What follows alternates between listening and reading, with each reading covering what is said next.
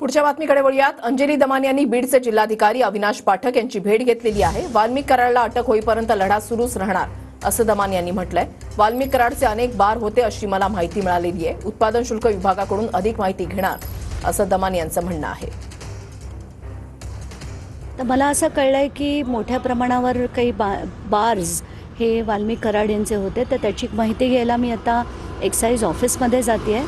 या व्यतिरिक्त अनेक गोष्टी आहेत ज्या आता त्यांचं डिस्कशन झालं कलेक्टरांबरोबर।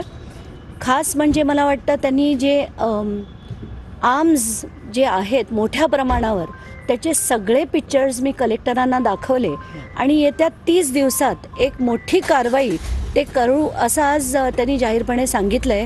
आणि